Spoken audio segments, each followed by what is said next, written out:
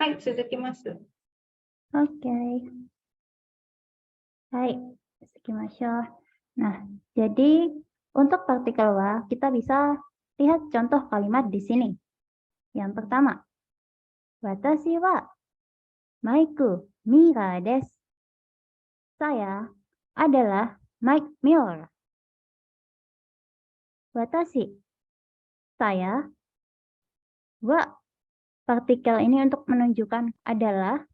Kemudian Michael Mira. Mike Miller ditambah des. Kemudian contoh kalimat kedua, Tanaka-san wa gakusei desu.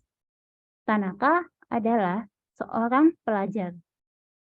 Tanaka-san, Tanaka wa adalah gakusei, seorang pelajar ditambah dengan des. Kemudian contoh yang ketiga, Kyou wa kayoubi desu. Hari ini adalah hari Selasa. Yo, hari ini. Wa, untuk menunjukkan hari ini adalah hari Selasa.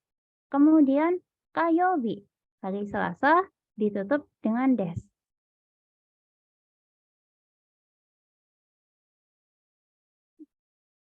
Nah, kita lanjutkan fungsi partikel wa yang kedua. Untuk fungsi kedua, itu adalah menunjukkan dua hal yang bertentangan. Nah, dalam hal ini minasang, partikel wa itu akan muncul sebanyak 2 kali. Karena mengikuti penjelasan dari dua kata yang punya maksud bertentangan. Kayak gimana contohnya? Nah, langsung kita lihat aja ke next slide. Oke, contoh yang pertama, Tanaka-san wa ikimasu ga? Matsumoto-san wa ikimasen. Nah, minasang bisa lihat di sini ada dua partikel wa, yaitu sebelum ikimasu ga dan sebelum ikimasen. Nah, kalau Tanaka akan pergi, tetapi kalau Matsumoto-san tidak pergi.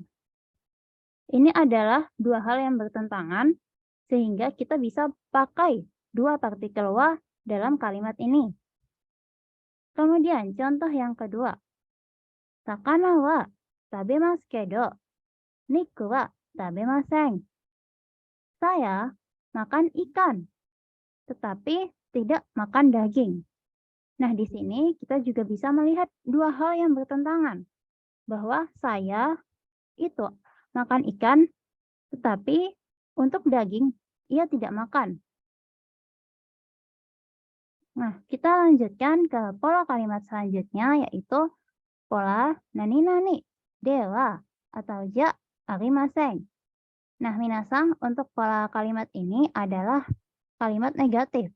Dalam bahasa Indonesia memiliki arti bukan. Contohnya, watashi wa sensei ja arimasen.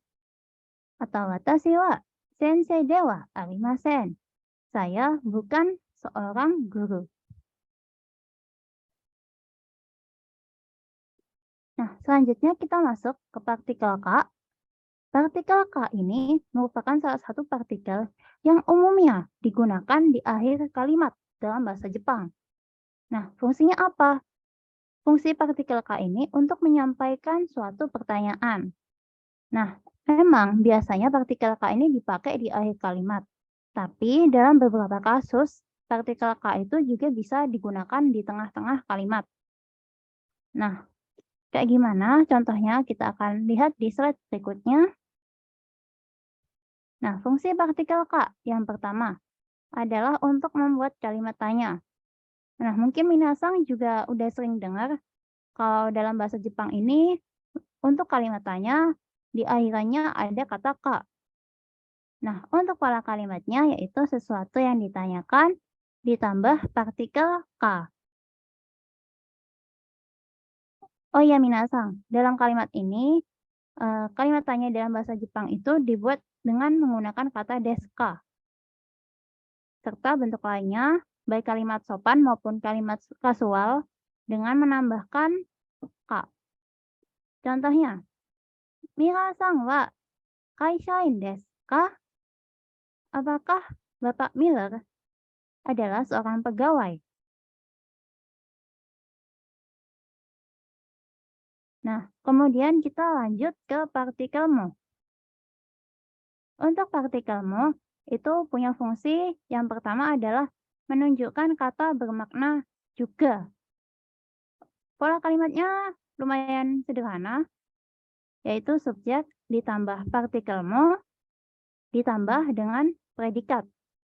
Dalam hal ini, partikel mo itu juga digunakan untuk menyampaikan sesuatu yang maknanya sejajar atau sama begitu. Misalnya, Yamada-san wa gakusei desu. Kemudian kalimat selanjutnya, Tanaka-san mo gakusei desu. Artinya, Yamada adalah pelajar. Tanaka juga pelajar. Nah, minasang bisa lihat dua kalimat ini punya makna yang sama, yaitu sama-sama menyatakan bahwa Yamada-san ataupun Tanaka-san itu adalah seorang pelajar. Jadi, bisa menggunakan partikel mo dalam kalimat ini. Hai, selanjutnya kita coba untuk tenshu minasang. Minasang boleh membaca kalimat di bawah ini. Mungkin ada yang mau mencoba untuk nomor 1.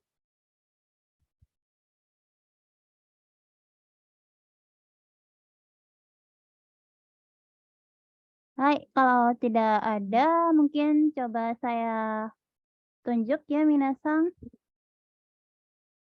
Mungkin yang ada di layar saya. Idewa ketut-sang. Imasu ka? Hai Mas. Hai. Hai, onegai shimasu. Untuk nomor 1, silakan dibaca kalimatnya. Kore wa hong desu. Hai, so desu. Arigatou gozaimasu. Hai, Betul ya kochirakoso. minasang? Hai. Untuk nomor 1, kore wa hong desu. Artinya, ini adalah buku. Kita bisa lihat partikel yang tadi kita pelajari, yaitu partikel wa. Kore wa hong desu. Hai. Kemudian untuk nomor 2, mungkin minasang ada yang ingin mencoba?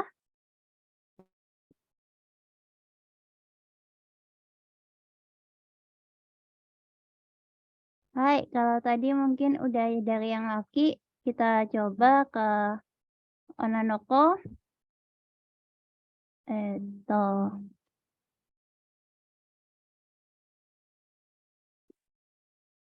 Mungkin yang ada di layar saya, Nabila Yuniar-sang.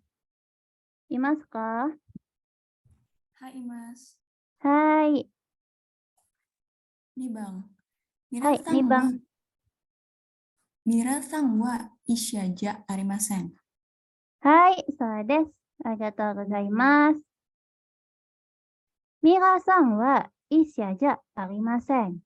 Mira-san bukan seorang dokter. Hai, kemudian sambangme. Minasang, ada yang ingin mencoba?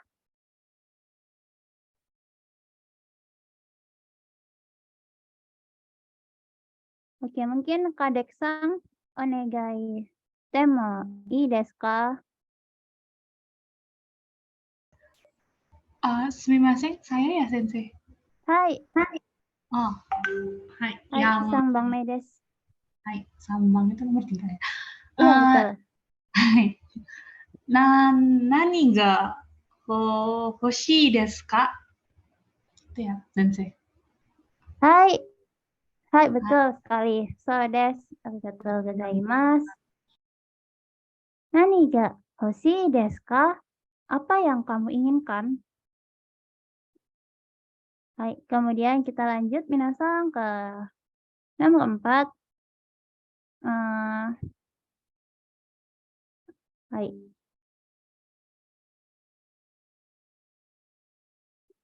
Mungkin di layar saya Anhar-sang, Anhar Mukti-sang. imasu ka?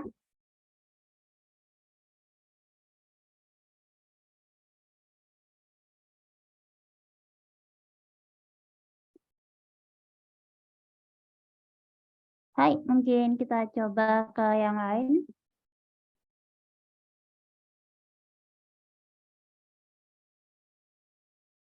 Fatimah Azharo-san, imasu ka? はい、います。 Hai, onegaishimasu, Yonbanmei desu. このケーキも美味しいです。はい、以上です。はい、ありがとうございます。このケーキも美味しいです。Kue ini juga enak. Kita bisa lihat partikel mo yang kita pelajari tadi. Hai, kalau begitu saya lanjutkan. Nah, minasang, kita akan belajar mengenai kata tunjuk.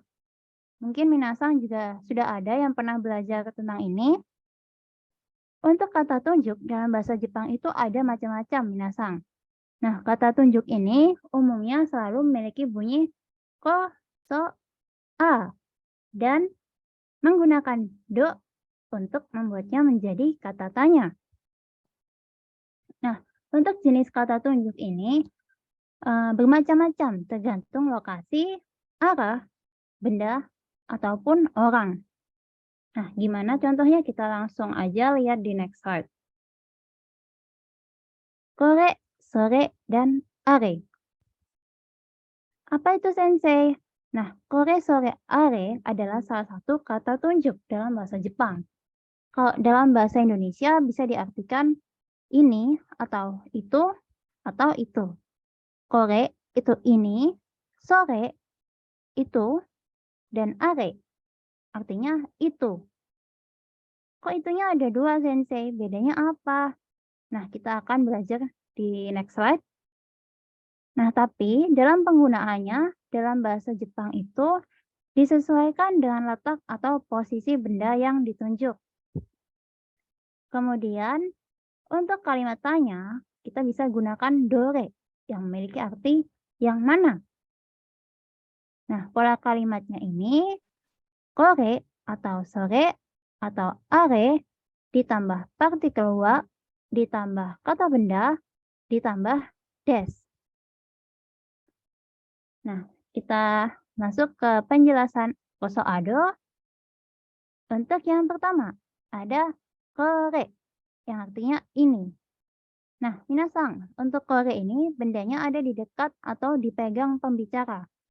Misalnya di dekat saya sekarang ada handphone. Hai, ada handphone. Nah, saya bisa bilang kore wa keitai denwa desu. Ini adalah handphone. Kemudian untuk sore, sore itu artinya itu. Nah, untuk sore ini bendanya ada di dekat atau dipegang lawan bicara. Kemudian ada are. Are itu sama seperti sore, artinya dalam bahasa Indonesia bisa diartikan itu, tapi bedanya adalah untuk are, bendanya itu berada jauh dari pembicara maupun lawan bicaranya. Kemudian ada dore. Dore ini kalimat tanya, artinya yang mana. Nah, untuk dore ini digunakan untuk membuat kata tanya terkait benda. Nah, minasang, supaya kita bisa lebih memahami, ini adalah ilustrasi penggunaan kore, sore, are dalam bahasa Jepang.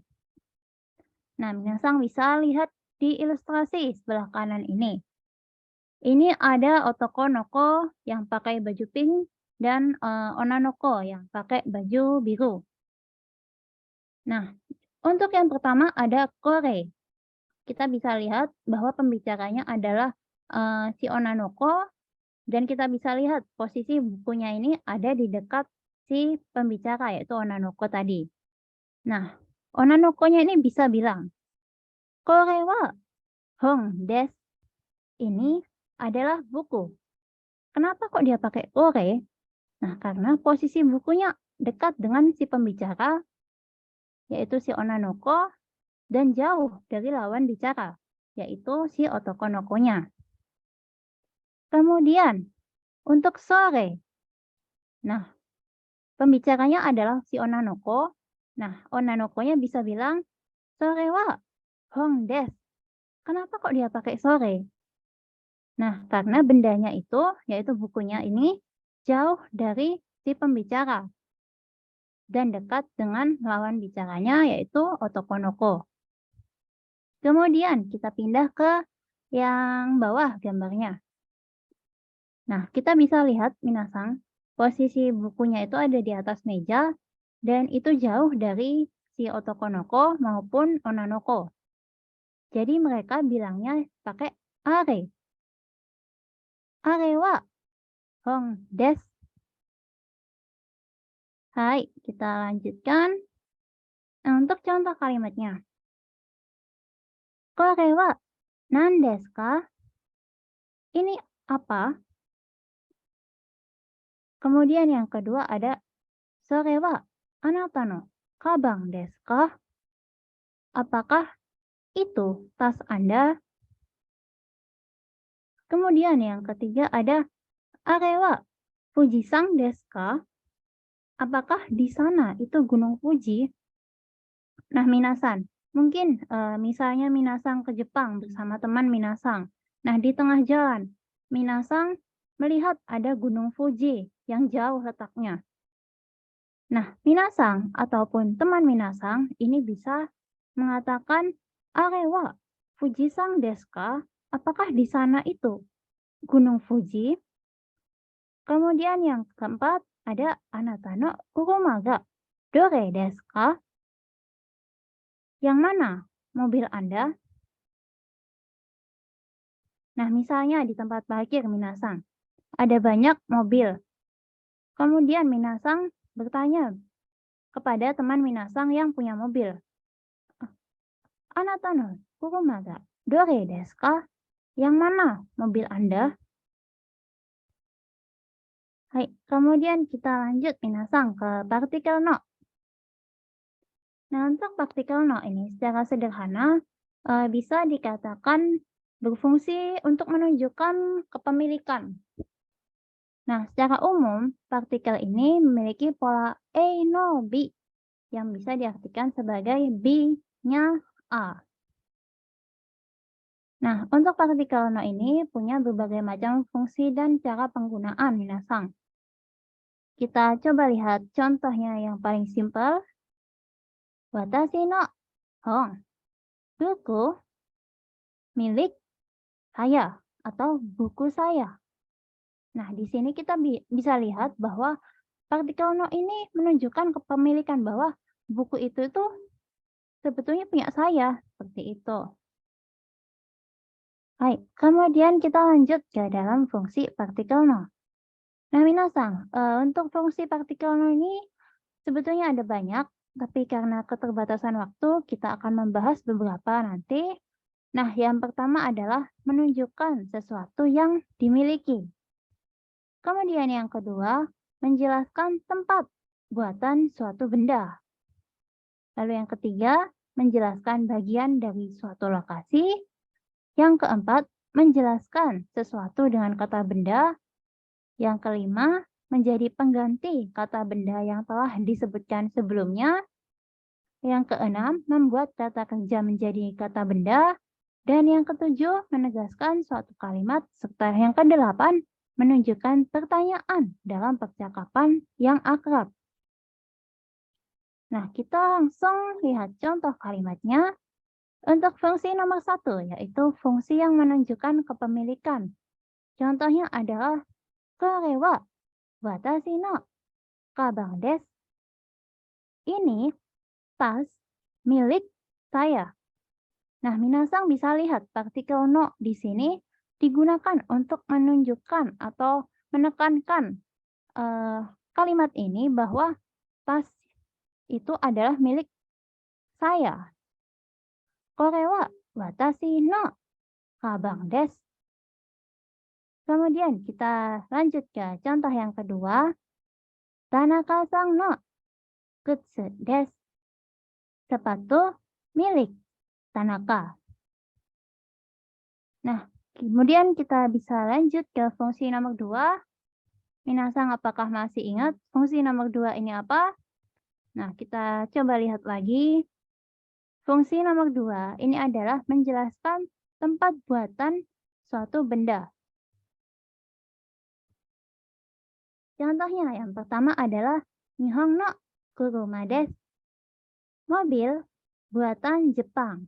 Jadi, minasang partikel no untuk fungsi nomor 2 ini bukan digunakan untuk menunjukkan kepemilikan, tetapi digunakan untuk menunjukkan tempat pembuatan suatu benda. Seperti di sini contohnya adalah mobil buatan Jepang. Jadi bisa diartikan bahwa mobil ini dibuat di Jepang, bukan mobil ini milik Jepang. Oke, kemudian kita lanjut ke contoh yang kedua, minasang. Amerika no tokei desu. Jam buatan Amerika. Nah, partikel no di sini digunakan untuk menunjukkan bahwa jam ini itu buatan Amerika. Kemudian fungsi nomor 4. Nah, untuk fungsi nomor 4 ini adalah menjelaskan sesuatu dengan kata benda. Contohnya, minasang. Yang pertama, Nihongo no sensei desu. Guru bahasa Jepang. Nihongo no sensei. Kemudian yang kedua ada UGM no gakusei desu. Nah, ini untuk partikel no digunakan untuk menekankan bahwa mahasiswa atau pelajar di UGM. UGM no gakusei desu. Nah, minasang sebagai catatan, dalam percakapan sehari-hari, penggunaan partikel no untuk kepemilikan itu terkadang bisa juga tidak diikuti dengan objeknya lagi untuk menghindari pengulangan kata. Misalnya, kita bisa lihat ya kembali ke fungsi nomor 1 yang menunjukkan kepemilikan. Misalnya, Tanaka-san no kutsu desu. Nah, ini terkadang objeknya bisa dihilangkan. Misalnya, A-sang bertanya kepada B-sang. B-sang, kore wa dare no kutsu desu ka? B-sang, ini sepatu punya siapa sih? Nah, B-sang bisa menjawab. Sore wa Tanaka-san no desu. Tanpa menggunakan kutsunya, karena digunakan untuk menghindari pengulangan kata. Seperti itu, minasang. Nah, kita lanjut. Hai. Nah, kemudian minasang, kita lanjut dalam pertanyaan dalam bahasa Jepang. Nah, untuk pertanyaan itu dalam bahasa Jepang memiliki 2 jawaban, yaitu hai dan iye. Nah, minasang mungkin juga udah familiar ya dengan kata-kata ini. Jadi, hai itu artinya iya, dan iye itu artinya tidak. Nah, tapi minasang, untuk cara menjawab pertanyaan dalam bahasa Jepang, kita bisa menggunakan cara seperti ini. Yang pertama, jika jawabannya ya, maka kita bisa menjawab dengan hai, so desu. Nah, apabila jawabannya tidak, maka kita bisa menjawab dengan iye, kemudian dilanjutkan dengan jawaban yang benar, lalu ditambahkan desu. Contohnya, nah, A-sang. Nah, A-sang mengatakan kepada B-sang, kore wa Jin-sang no kutsu desu ka? Apakah ini sepatunya Jin-sang? Kemudian, apabila iya, B-sang bisa menjawab, hai, so desu. Iya, betul. Atau, apabila jawabannya salah, dan itu bukan sepatunya Jin-sang, maka B-sang bisa menjawab, iya, dengan jawaban yang benar, kemudian ditambah dengan desu. Contohnya, kore wa Jin-sang no kutsu desu ka? Iye, sore wa Jimin-san no kutsu desu. Nah, di sini Bisang mengatakan tidak. Kemudian Bisang juga menambahkan jawaban yang benar yaitu sore wa Jimin-san no kutsu desu. Itu adalah sepatunya Jimin-san. Nah, jadi selain menjawab tidak, Besang ini menambahkan jawaban yang benar. Jadinya, iye, sore wa Jimin-san no kutsu desu. Tidak, itu sepatunya Jimin-san.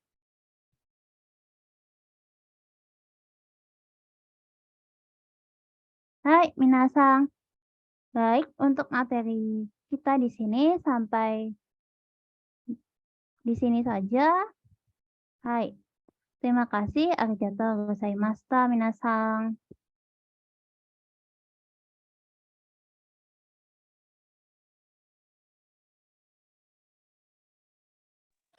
Arigatou gozaimasu. Hai, arigatou gozaimasu. Arigatou gozaimashita, Sensei. Arigatou gozaimasu, Sensei. Hai, Gozaimasu. hai, arigatou gozaimashita. Nah, mungkin sampai sini minasang ada yang mau ditanyakan? Boleh bisa di chat atau bisa on mic.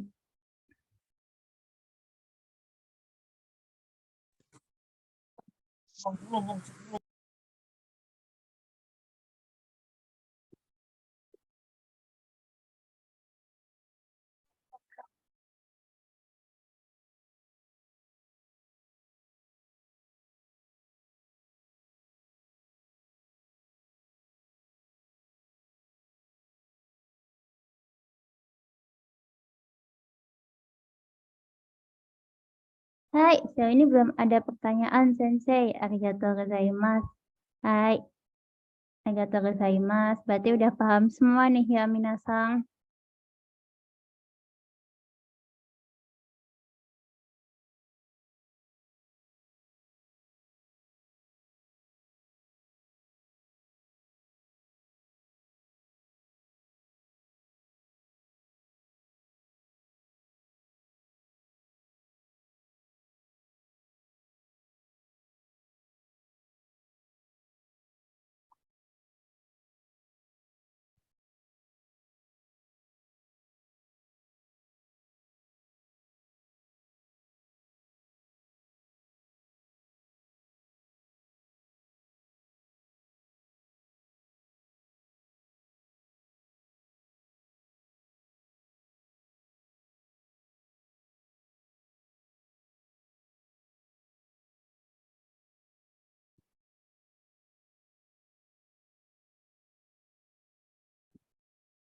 Minasan, mungkin kalau ada pertanyaan, mumpung masih ada waktu, boleh ditanyain.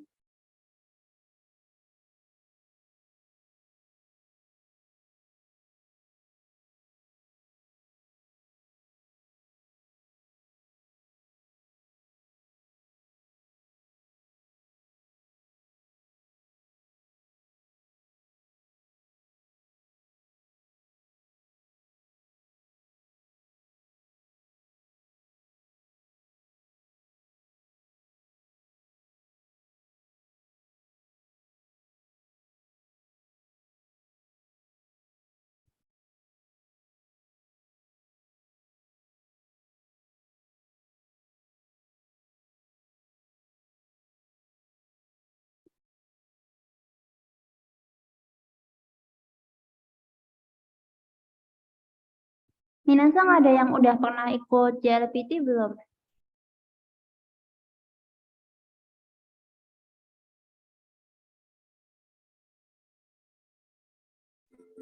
Belum, Sensei. Oke. Nah, mungkin minasang kalau mau ikut, bakalan ada lagi kayaknya di tahun ini, di bulan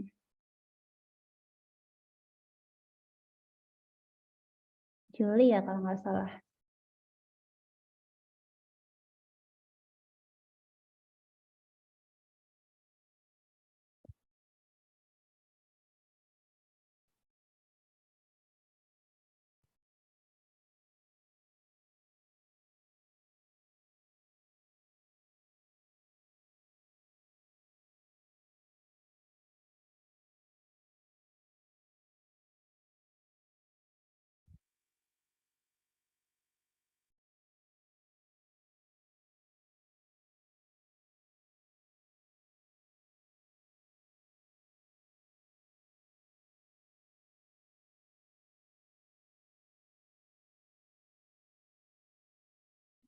Sumimasen sensei, kalau dari saya sejauh ini belum ada pertanyaan. Arigatou gozaimasu.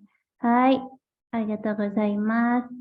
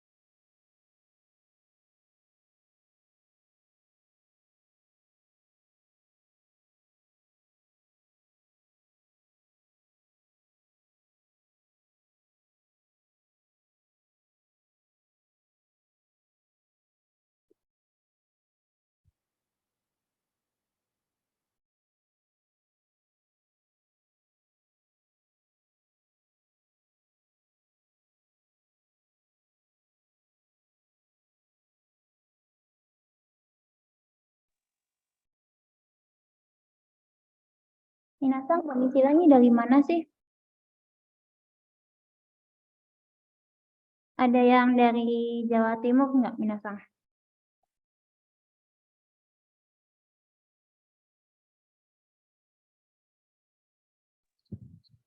Ada sensei.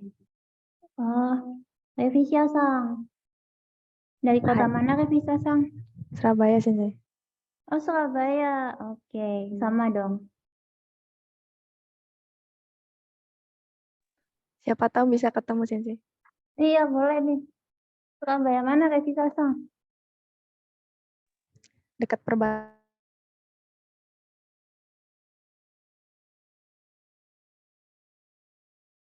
Hai.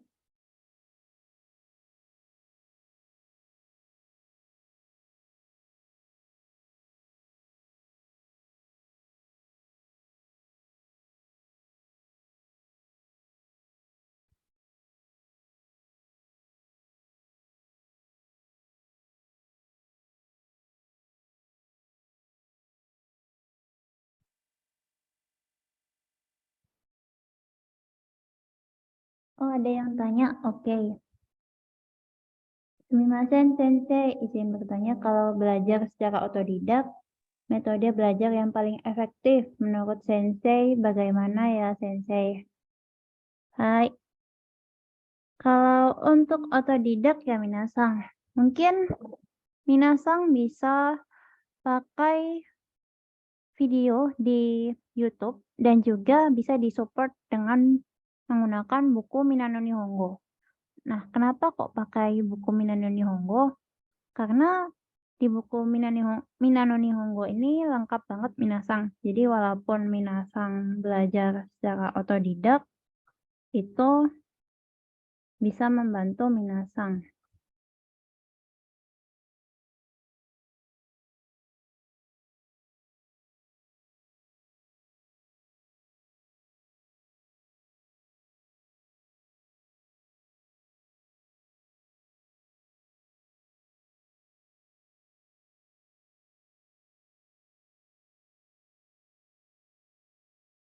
Hai, sudah tidak ada yang mau bertanya lagi kah?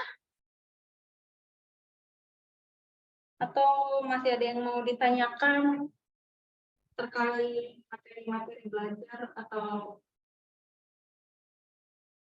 tips belajar, mungkin menghafalkan kanji atau bagaimana?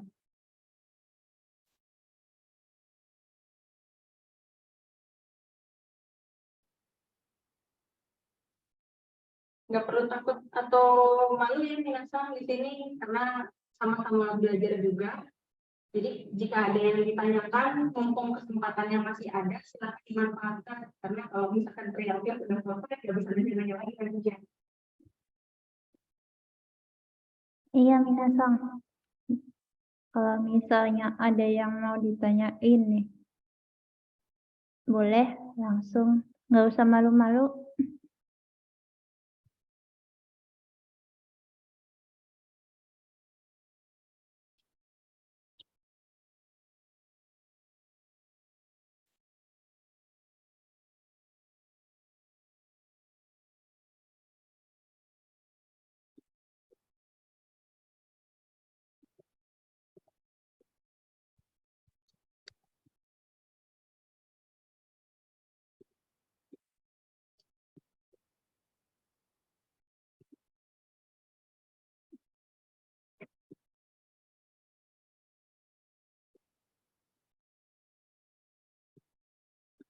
Sepertinya nggak ada yang mau tanya-tanya ya, pasif sekali. Sebenarnya nggak apa-apa kalau mau nanya aja, nggak usah takut salah, takut atau disangka pertanyaannya sepele atau gimana. Namanya juga belajar. Kalau ada yang mau tanya, bisa gunakan fitur ini ya, apa namanya, di unmute, lalu apa yang mau ditanyakan langsung ditanyakan saja. Sudah bagus ini nggak dinyalain on cam-nya gitu. Sudah dengan berbaik hati karena pasti banyak yang nggak gimana ya namanya, agak risih gitu untuk menampilkan wajah gitu kan. Kalau ada yang mau ditanyakan langsung ditanyakan aja. Sebentar, ini kayaknya tadi di chat ada satu pertanyaan masuk.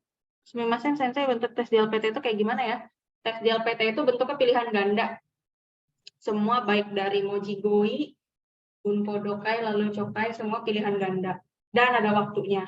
Untuk Chokai sendiri yang saya tahu sejauh ini adalah pemegang skor tertinggi untuk JLPT. Jadi dipersiapkan dengan baik kalau mau lulus JLPT gitu ya.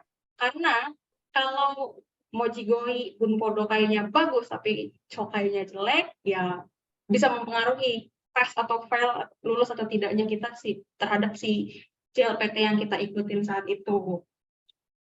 Seperti itu. Dan karena JLPT juga waktunya terbatas, nggak seperti apa ya namanya, ujian-ujian pada umumnya. Untuk audionya sendiri itu diputar 1 kali, jadi nggak ada pengulangan gitu. Jadi ketika sudah kelewat 1 nomor, ya akan kelewat terus gitu.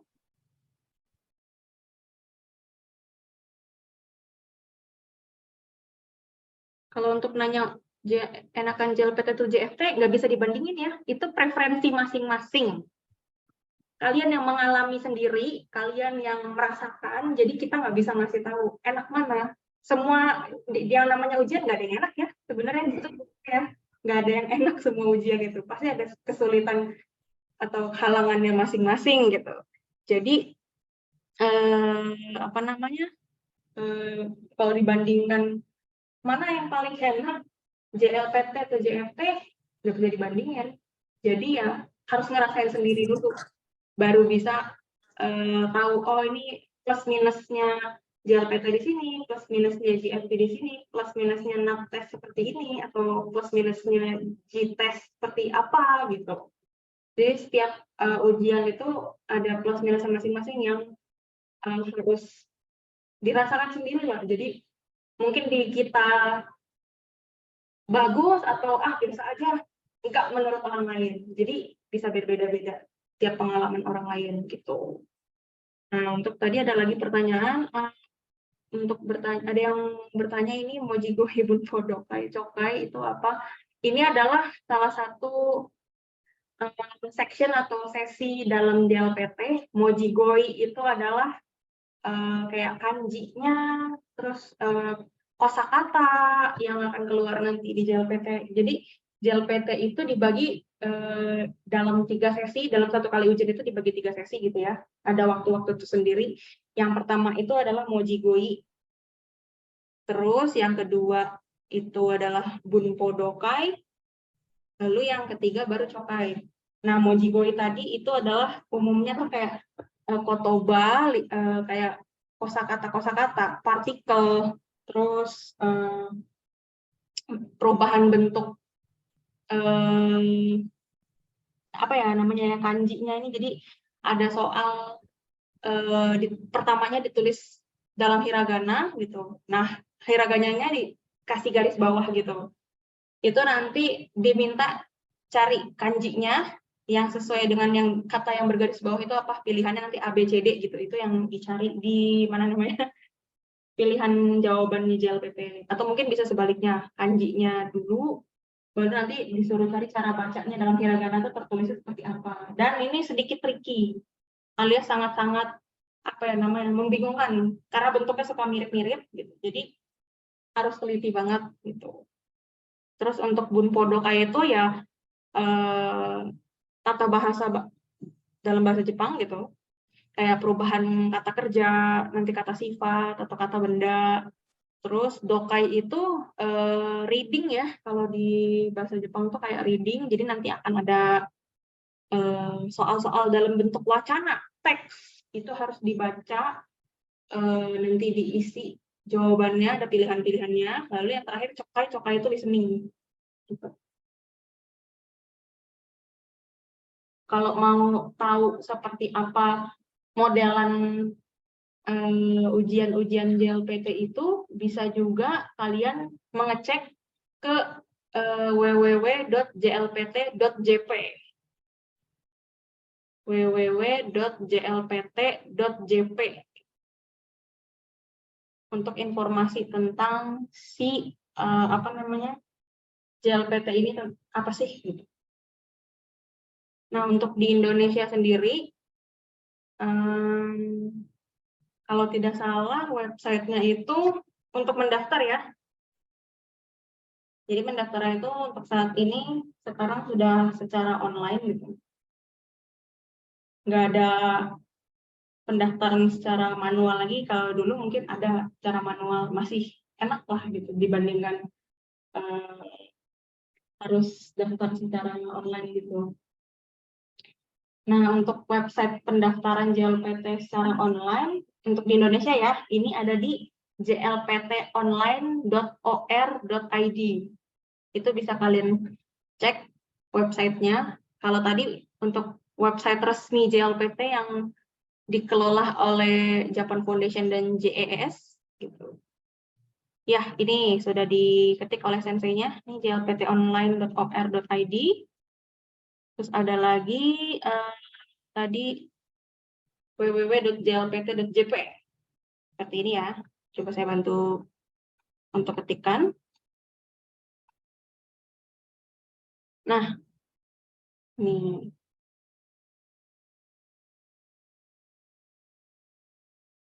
Nah, ini ada pertanyaan lagi yang bagus. Sebenarnya lebih senang sih saya kalau ada yang nanya tuh nanyanya buka mikrofon terus tanyain gitu daripada diketik-ketik gini, karena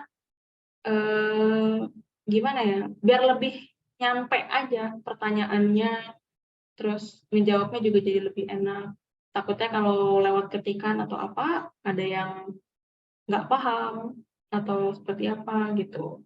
Nggak usah takut malu-malu untuk bertanya. Ini bukan sesi belajar resmi gitu, nggak ada Nihonjin di sini, jadi nggak usah takut. Nggak usah takut malu-malu gitu. Belajar bahasa Jepang itu bahasa asing, bukan bahasa native kita, jadi nggak perlu takut. Nggak usah menganggap bahasa Jepang itu kalau salah nanti malu atau gimana, enggak, justru dengan salah itu kita jadi bisa belajar. Bagusnya di situ. Nah, ini ada pertanyaan, sumimasen sensei ingin bertanya, bagaimana metode yang baik untuk belajar kanji? Arigatou gozaimasu. Oke, izin jawab ya. Sepengalaman saya belajar kanji, yang paling bagus itu metodenya adalah pertama, kanji itu banyak-banyak ditulis. Pertama ya, latihan nulis kanji, gimana cara nulisnya dari kiri kanan atas bawah, terus tengahnya dulu atau gimana nya itu ditulis. Kedua, rajin baca-baca artikel bahasa Jepang. Di website kah, di game kah, dimanapun yang ada tulisan bahasa Jepangnya, silakan baca. Kalau ketemu kanji yang kalian nggak tahu, copy paste, cari di kamus. Kamus tuh ada di mana aja, mau kamus online, atau mungkin kamus HP, atau kalau misalkan agak ribet, bisa juga dengan cara, kalau misalkan ketemunya di buku nih, nggak mungkin kan kita copy paste ke program gitu, karena ini dari buku. Mungkin kalau zaman sekarang udah canggih, foto, scan, taruh di platform, apa namanya, translator gitu, nanti dia akan keluar gitu. Tulisannya seperti apa. Dari situ bisa nambah-nambahin kosakata, oh ini kanji, ini artinya ini, oh kanji apa, artinya apa, seperti itu. Jadi bisa menambah wawasan juga. Selain dengan cara tadi pertama itu ditulis-tulis, yang kedua rajin baca-baca artikel dalam bahasa Jepang. Nah, terkadang begini, kalau kesulitannya kita untuk membaca artikel dalam bahasa Jepang secara online ya, dari website gitu-gitu, kadang kan tuh suka susah ya nyari artinya atau gimana. Ini saya ada solusi. Kalau minasang di sini pada pakai komputernya pakai Google Chrome sebagai default browser, kalian bisa cari di apa sih extension untuk Google Chrome-nya ini namanya Rikaikun. Rikaikun ini cukup berguna untuk apa namanya menjadi kamus ketika kita menggunakan browser dan lagi nge-browsing, isinya tuh ada bahasa Jepangnya gitu. Sebagai contoh, mungkin boleh saya izin share screen ya. Ini contoh aja gitu.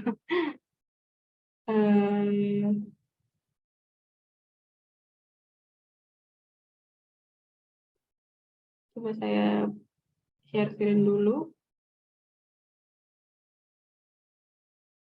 Oke, ini Google Chrome. Tuh.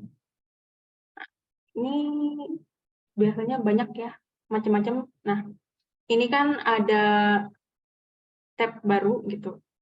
Nah, ini tab baru. Nah, contoh lah nih, saya buka atau mencari artikel, mungkin saya ngetik tentang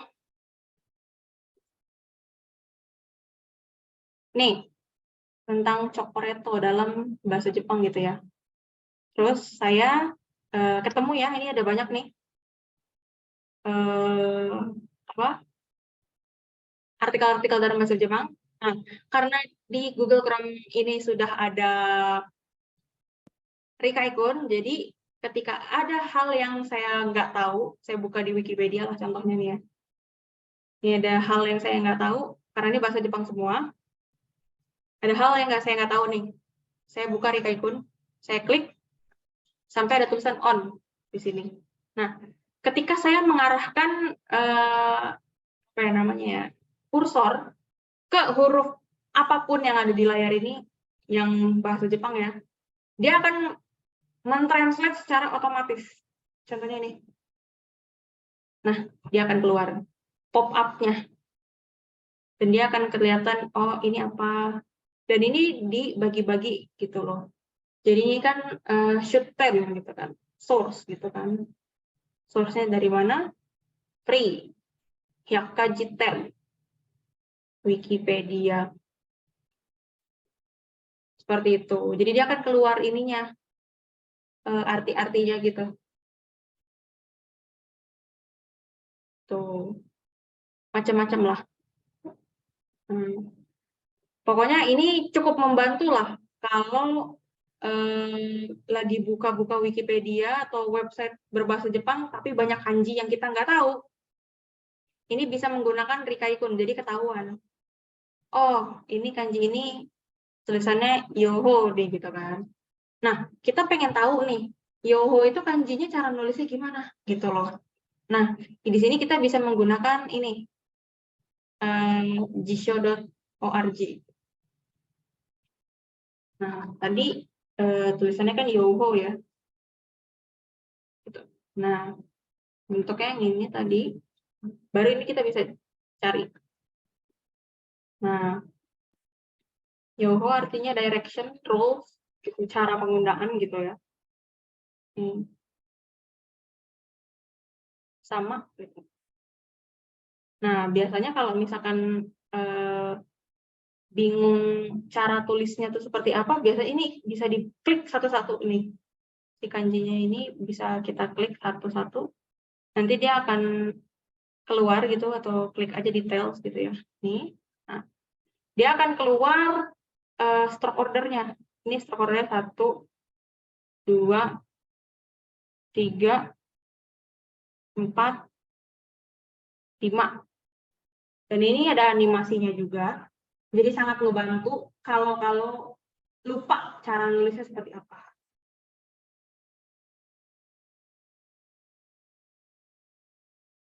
Dan sayangnya memang kamus sebagus ini tidak ada aplikasinya. Hanya ada tersedia secara online dan ini harus dibuka di browser gitu. Ini kalau kamu lagi browsing aja gitu, menggunain menggunain browser Google Chrome atau apapun sebenarnya bisa gitu. Cuman karena di Google Chrome ini ada si Rikaikun, jadi ini disarankan pakainya pakai itu aja. Nah, ini biasanya ini bisa sekalian ngelihat ini ada links. Nah, links ini ada sentence search, jadi kayak cara penggunaan si kanji ini dalam sebuah kalimat gitu. Nah, ini kalau dilihat ini ada contoh-contoh kalimat nih, ada 8 nih keluar. Nah, ini berbagai macam contoh kalimatnya yang menggunakan kanji ini Yoho. Seperti itu. Oke, minasan, mungkin sampai di sini aja dulu ini. Saya stop sharingnya. Oke, kira-kira ada lagi yang mau bertanya tentang kanji? Bagus sih pertanyaannya, sangat-sangat kritis.